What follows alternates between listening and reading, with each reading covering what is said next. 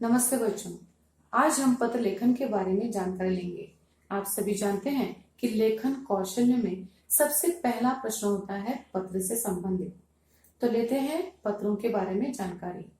प्राचीन काल से ही मनुष्य अपने संदेश या भाव दूसरों तक पहुंचाने के लिए पत्र का सहारा लेता आया है। क्या आप जानते हैं, प्राचीन काल में आज जैसी सुविधाएं नहीं थी, तो मनुष्य अपने संदेश कैसे भेजा करता था? जाहिर सी बात है, उस जमाने में इंसान आपस में संवाद तो करता ही होगा। आजकल की तरह तब भले ही एक जगह से दूसरी जगह अपना संदेश पहुंचाना उतना तेज नहीं था, लेकिन फिर भी लोगों ने अपनी जरूरत के हिसाब से संचार के अलग अलग माध्यमों का आविष्कार कर लिया था। आइए जानते हैं, उस जमाने के लोग बिना इंटरनेट के कैसे चैटिंग किया करते थे। कबूतर बनता था डाकिया। प्राचीन काल में लोग कबूतरों को संदेशवाहक के रूप में इस्तेमाल करते थे। इसके लिए कबूतरों को विशेष रूप से प्रशिक्षण दिया जाता था। कबूतरों की खासियत ये है कि वो कभी भी अपने घर का रास्ता नहीं भूलते। उन्हें कहीं भी छोड़ दो, वो अपने घर पहुंच ही जाते। अपने संदेश को चिट्ठी में लिखकर एक नली में रखकर लोग एक पैर में बांध देते थे। फिर उसे जरूरी निर्देश देकर रवाना कर दिया जाता था। कबूतरों के जरिए चिट्ठी भेजने की इस प्रक्रिया को पिजन पोस्ट कहते थे। प्रथम विश्व युद्ध और द्वितीय विश्व युद्ध में कबूतरों ने संदेशों के एक जगह से दूसरी जगह पहुंचाने का बहुत ही महत्वपूर्ण कार्य किया था।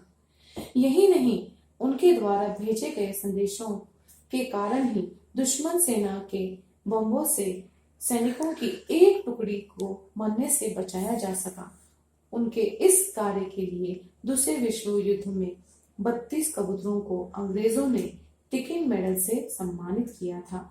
ये किसी भी जानवर द्वारा अर्जित किया गया अब तक का सबसे बड़ा सम्मान है। अगला है दौड़कर संदेश पहुंचाना। प्राचीन काल में राजा अपना संदेश एक राज्य से दूसरे राज्य तक पहुंचाने के लिए धावकों यानी रनर्स की भर्ती करते थे। इस तरह के रनर्स का इस्तेमाल पहली बार बैटल ऑफ मैराथन में ग्रीस ने किया था। ग्रीस ने इस युद्ध में पर्शिया को हरा दिया था। उनकी इस जीत की खबर को पर्शिया तक पहुंचाने के लिए उन्होंने एक धावक का इस्तेमाल किया था। ये सब इसलिए किया ताकि पर्शिया की दूसरी सैन्य टुकड़ी फिर से ग्रीस पर आक्रमण ना करे। इस काम को पूरा किया था फिलिपिडिस नामक धावक ने और उन्हें पहला मैराथन रनर भी कहा जाता था। अगला है मोर्स कोड। 3 डॉट्स का मतलब था मदद की दरकार। पुराने जमाने में डॉट्स और डैश का मतलब होता था कोडेड संदेश।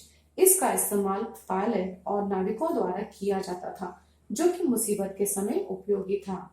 इसमें 3 डॉट्स का मतलब होता था SOS यानी हमारी जान बचाओ। सन 1830 में सैमुअल मोर्स ने कुछ बदलाव किए। अब इन संदेशों को देखकर और सुनकर भी समझा जा सकता था। इसे मोर्स कोड भी कहा जाता था। सैमुअल मोर्स ने पहली बार इसका इस्तेमाल अपने इलेक्ट्रॉनिक टेलीग्राफिक सिस्टम में किया था। आजकल मोर्स कोड का इस्तेमाल एयर ट्रैफिक कंट्रोलर्स, पायलट्स और पानी के जहाजों के नेविगेशन अधिकारियों द्वारा खूब किया जाता है। Message stick. 1000 साल पहले ऑस्ट्रेलिया के आदिवासियों के बीच करीब 200 भाषाएं बोली जाती थी। ऐसे में एक कबीले से दूसरे कबीले तक संदेश पहुंचाने में काफी दिक्कत होती थी। इसलिए उन्होंने मैसेज स्टिक का आविष्कार किया। लकड़ी की एक छोटी सी छड़ी में कुछ विशेष प्रकार की छवियां अंकित की जाती थी, जिनका मतलब सभी कबीले वाले समझते थे। इस तरह वे बिना बोले एक दूसरे की बात को समझ सकते थे। आजकल हम सोशल मीडिया के अलग अलग प्लेटफॉर्म पर जिन इमोजीज को इस्तेमाल करते हैं, वो इसी का उन्नत स्वरूप माना जा सकता है। यूडलिंग। बॉलीवुड स्टार शम्मी कपूर का आपने सुप्रसिद्ध गाना तो सुना ही होगा, या हो चाहे कोई मुझे जंगली कहे। तो ये गाना भी यूडलिंग के शब्द से ही लिया गया था। प्राचीन समय में अपने संदेश को एक जगह से दूसरी जगह पहुंचाने के लिए इसका इस्तेमाल किया जाता था। यूडलिंग का प्रयोग ज्यादातर पहाड़ी इलाकों में किया जाता था।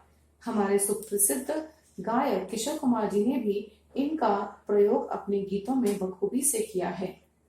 एक और तरीका था, पेड़ों पर चढ़कर संदेश बोले जाते थे ताकि जो दूर खड़ा है इंसान उसे इसका अनुभव हो सके। साथ ही साथ टेलीपैथी का भी इस्तेमाल किया जाता था, यानी इशारों में बात करना। यह एक बहुत पुरानी तकनीक है। अलग अलग रंग के झंडों से प्राचीन काल में लोग झंडों के आधार पर बात कर लिया करते थे। झंडों के रंगों में उनका संदेश छुपा होता था। अक्सर गुप्तचर को संदेश पहुंचाने के लिए इन झंडों का इस्तेमाल किया जाता था। धीरे धीरे समय बदलता गया और नए नए आविष्कार होते गए। चिट्ठी, पोस्टकार्ड, अंतर्देशीय पत्र, तार, रेडियो का दौर आया। भारत में अंग्रेजों ने इन सुविधाओं को उपलब्ध कराया। लोग आज भी डाकघर का उपयोग अलग अलग कारणों से करते हैं, जैसे महत्वपूर्ण दस्तावेज, मिठाइयाँ और सामान, इन सभी को स्पीड पोस्ट से भेजते हैं। आगे इंटरनेट के इस युग में अगर आपके दिमाग में कोई आइडिया आता है तो आप तुरंत उसे टेक्नोलॉजी के विभिन्न माध्यम जैसे SMS, email, mobile, video call, Twitter इत्यादि के जरिए अपने दोस्तों और करीबियों से तुरंत शेयर कर लेते हैं। आधुनिक काल में इन सब के आ जाने से पत्रों के प्रयोग में थोड़ी कमी अवश्य आई है, परंतु इसका महत्व नहीं घटा।